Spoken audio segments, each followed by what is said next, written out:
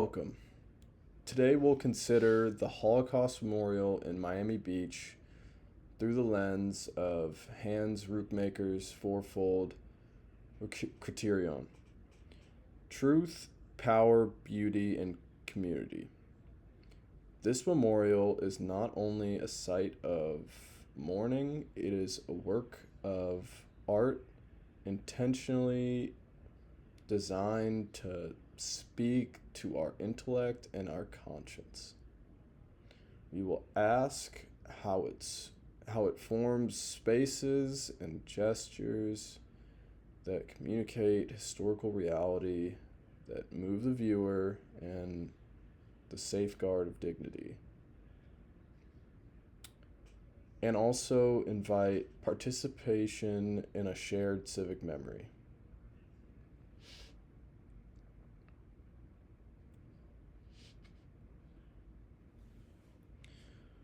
Um, the memorial was dedicated in 1990, arising from community initiative and designed by the Miami-based artist um, and architect Kenneth Treaster. Its placement in a public setting matters. This is not a museum behind walls, but a civic landscape open to all. Treister fuses architecture and sculpture into an experience, a professional path, a constricting tunnel, the revelation of monumental outstretched arm covered in figures, and a reflective pool that absorbs light and sky. This context frames our use of Rookmaker's The Memorial is a coherent artwork whose purpose is remembrance and moral exhortation.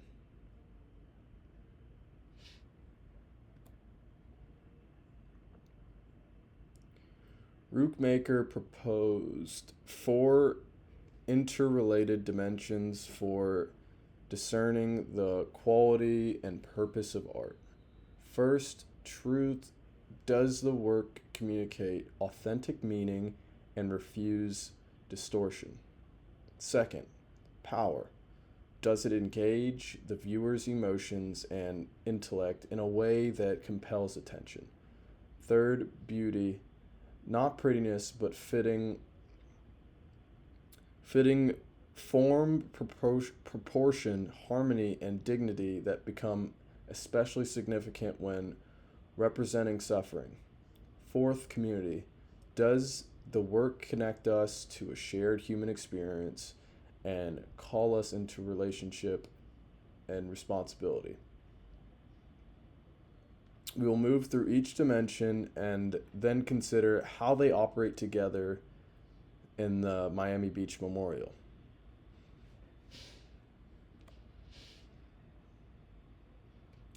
Truth in this memorial emerges through unflinching representation.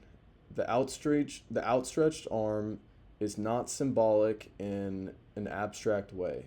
It is textured with bodies, women, men, and children, whose expressions and postures refuse euphemism. The truth presented is historical and moral. The Holocaust was a systematic industrialization project of dehumanization and murder.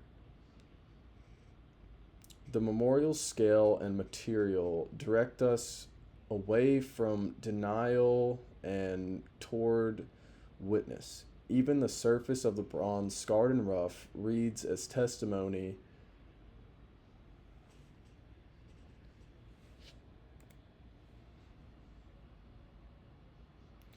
Power arises from the choreography. Visitors move through a dark corridor before emerging into the light. This journey sets the body into a narrative, inviting empathy and not just intellectually. The monumental arm reaches upward yet remains encircled by figures in anguish. It pulls the viewer's attention between plea and lament. The proximity of the sculpted bodies draws attention to the hands grasping faces, contorted, and the desperate desire to live. Silence amplifies the experience. Consider a monumentary monument like this as very powerful.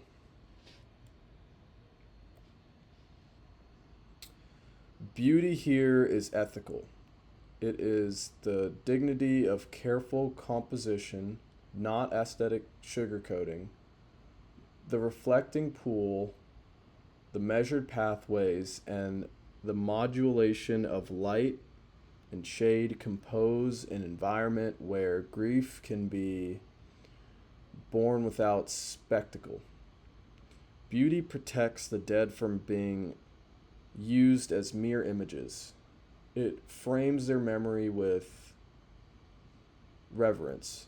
By attending to proportion and rhythm, the memorial provides space for contemplation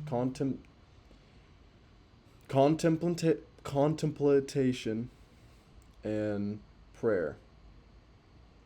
An environment where viewers can sit with sorrow and honor it. A gentle musical bed can help sustain, if you could imagine like sad music here, that's basically what I'm saying. I don't know how to do that, but I've tried.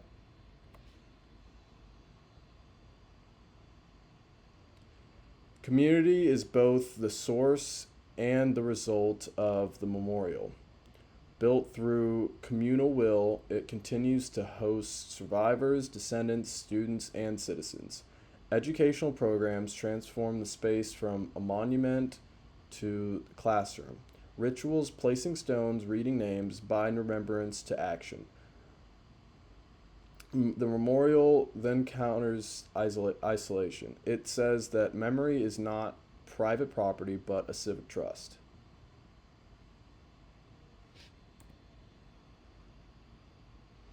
When experienced together, the four dimensions form a single arc. Truth anchors narrative, beauty uplifts dignity, the power moves the heart towards moral attention, and the community transforms memorial into action. From memory to responsibility, attend to early signs of dehumanization, and practices vigilance, compassion, and civic courage.